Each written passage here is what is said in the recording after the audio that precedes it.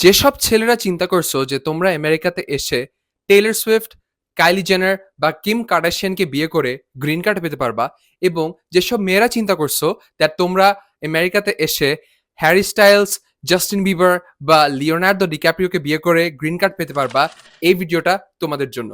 আজকের ভিডিওতে আমি কথা বলবো কিভাবে আমেরিকাতে এসে একটা আমেরিকানকে বিয়ে করে you guys can get a green card.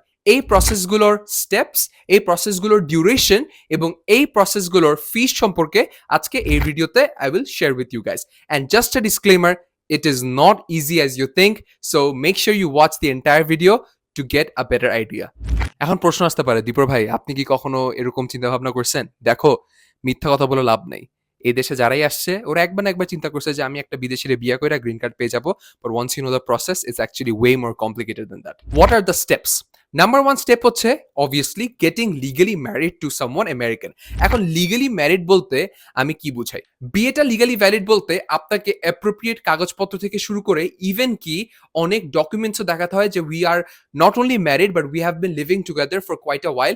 আপনাদের ম্যারেজ সার্টিফিকেট, আপনাদের বিয়ের ছবি, অনেক কিছুই জমা দিতে হয় কোর্টে। এরপর আপনাকে I-485টা জমা দিতে হয়, which is basically filing for an adjustment of status. তো আপনি যদি F1 স্টুডেন্ট হিসাবে আসেন, আপনাকে ওই F1 স্টেটাসটাকে অ্যাডজাস্ট করার জন্য আপনাকে অ্যাপ্লাই করতে হবে। এরপর আপনাকে ফিল আপ করতে হবে I-130 ফর্ম। I-130 ফর্ম হচ্ছে basically a petition for alien resident. এই ফর্মটা নর্মালি ওই ইউএস সিটিজেন স্পাউসটাকে ফিল আপ করতে হয় to basically show that they are accepting the relationship. এরপর আপনার বায়োমেট্রিক্স প্রসেসটা শুরু হয়, এবং বায়োমেট্রিক্স প্রসেসে আপনার ছবি, আপনার different kind of data, fingerprint, এই সব কিছু নিয়ে ইউএস সিস্টেমে রেজিস্টার করতে হয়। এবং যদি এই এন্টায়ার প্রসেসটা ভালো মতন যায়, you will be granted your green card. So this is how the entire process goes about. এখন আমরা চলে আসি ডিউরেশনে। প্রথমে হচ্ছে ম্যারেজ। এখন ম্যারেজের duration can depend from person to person. আপনি এই দেশে আসলেন, আপনি ডিফারেন্ট এখন সোশ্যাল মিডিয়া ডেটিং অ্যাপ শুরু করলেন, আপনি টিন্ডারে খোঁজাখুঁজি করলেন, আপনি বাম্বেলে খোঁজাখুঁজি করলেন, আপনি হিঞ্জে খোঁজাখুঁজি করলেন, এরপরও আপনার টাইম লাগতে পারে two find the perfect match. এখন কেউ যদি বলে যে আমি পাশের বাসার আন্টির মেয়েরে বিয়ে করে ফেলবো, ওরকম করলে তো হবে না, because you are not just doing this for the green card. কেউ জোর করে গ্রিন কার্ড পাওয়ার জন্য একজন খুঁজলে তো হবে না, you have to find the perfect match. এখন একটা পারফেক্ট ম্যাচ খুঁজতে অনেক মানুষের অনেক রকম টাইম লাগতে পারে। আমি অ্যাজিউম করে নিচ্ছি দ্যাট আপনার বউ বা স্বামী খুঁজতে অ্যাপ্রক্সিমেটলি 1 বছর টাইম লাগবে। এখন I-485 এবং I-130 এই দুইটার processing time can vary depending on a lot of circumstances. প্রথম কথা হচ্ছে আমাদের যে USCISটা আছে, USCIS কিন্তু এসব জিনিসপত্র একটু প্রসেস করতে টাইম লাগায়, but the average time has shown 9 to 15 months depending on where you are from, how you are filing. এবং 9 to 15 months তখনই টাইম লাগে যদি আপনার অ্যাপ্লিকেশনটা একদম ফ্ললেস হয়। মাঝে মাঝে আপনি একটা RFE ফেস করতে পারেন, যেটা ইন শর্ট একটা এরর। আবার এররটা ঠিক করে ওদেরকে পাঠাতে আবার ওইটা ফেরত আসতে 3 থেকে 4 মাস চলে যায় পার RFE। তো ধরা যায় দ্যাট আপনার সবকিছু মিলে ম্যাক্সিমাম 2 বছর টাইম লাগতে পারে for this two papers to be filled out. এরপর চলে আসে বায়োমেট্রিক্স অ্যাপয়েন্টমেন্ট। এখন বায়োমেট্রিক্সের পরপরই নর্মালি কিন্তু মানুষ একটা ইন্টারভিউ ফেস করে টু দ্য গভর্নমেন্ট যে হ্যাঁ আমরা এখন লিগালি ম্যারিড, আমরা খুশি আছি। তো এই যে বায়োমেট্রিক্স এবং ইন্টারভিউ, এই দুইটা টোটাল 6 থেকে 8 মাস টাইম লেগে যায়। অনেক মানুষের 1 বছর পর্যন্ত লেগে যায় যদি সিরিয়ালটা অনেক লম্বা থাকে। তো আমরা সর্বোচ্চ টাইম ধরি 1 বছর।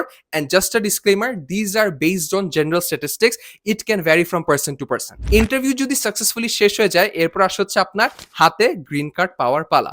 এবং হাতে গ্রিন কার্ড পাওয়ার জন্য অ্যাপ্রক্সিমেটলি 2 থেকে 3 সপ্তাহ লাগে if the interview is successful. তো যদি ইন্টারভিউটা সাকসেসফুল হয়ে যায়, আপনারা চিন্তা করার দরকার নেই, it's only a matter of time the card gets delivered to your mailbox. তো প্রসেসগুলো কথা বলা হয়ে গেল এবং ডিউরেশন সম্পর্কে কথা বলা হয়ে গেল। এখন চলে আসি ফিজের কথা। আপনি যদি ভাবেন দ্যাট এখানে একটা বিদেশি বিয়ে করলে আপনি ইজিলি এবং চিপলি গ্রিন কার্ড পেয়ে যাবেন, ইজিলিটা হয়তো সত্যি হইতে পারে, but this process is not cheap at all. বিয়ে শাদীর খরচ বাদ দিলাম, ওইটা আপনার ইচ্ছা মতন আপনি বিয়ে করতে পারেন। আমরা আজকে জাস্ট লিগাল ফিজের কথা বলবো। এই যে আপনাকে এতগুলা নাম্বারস বললাম, I-485 ফিল আপ করা, 130 ফিল আপ করা, বায়োমেট্রিক্সের হ্যান ত্যান অ্যাপয়েন্টমেন্ট ফিল আপ করা, আপনি যদি চান এই সবকিছু নিজে করতে পারেন, বাট কেউই এগুলো নিজে করে না, বিকজ অনেক লিগ্যালিটিস এখানে যুক্ত থাকে। তাই people hire a lawyer. And if you did not know, in this country lawyers are really expensive. ধারণা করা হয় that depending on the location, the experience of the attorney এবং case by case basis attorneys fees can range from $1,500 থেকে all the way up to $5,000 থেকে $10,000। এটা সম্পূর্ণ depend করে হচ্ছে লোকেশনের উপর। তো ক্যালিফোর্নিয়াতে যদি আপনি একটা বিদেশে বিয়ে করেন, আপনার টাকা পয়সা বেশি লাগবে বিকজ ওখানে লিভিং কস্টও বেশি, খরচও বেশি। অ্যান্ড যদি মিশিগানে আপনি এরকম করতে চান, আপনি কম খরচও পেয়ে যাবেন। আবার একটা ক্যাভিয়াট আছে, সেটা হচ্ছে আপনি যদি সস্তা লয়ার হায়ার করেন, আপনার অ্যাপ্লিকেশন দুর্বল হবে। আপনি যদি এক্সপেন্সিভ লয়ার হায়ার করেন যে অনেক এক্সপিরিয়েন্স, আপনার অ্যাপ্লিকেশন অ্যাকসেপ্টেন্সের রেটটা বেড়ে যাবে। এটা ছিল হচ্ছে খালি উকিলের টাকা খরচ। এখন আমার সামনে আমি কয়েকটা লিগ্যাল ফিজের টাকা পয়সার হিসাব রেখে দিছি। লাস্ট আমি যখন দেখছি I-485 ফিল আপ করতে লাগে $1,140, বায়োমেট্রিক্স এর ফি হচ্ছে $85 এবং I-130 ফিল আপের টাকা হচ্ছে $535। So you do the math, এই টাকাটা আপনার লাগবে হচ্ছে just to file the application, and এখানে লয়ারের খরচটা আমি ইনক্লুড করতেছি না।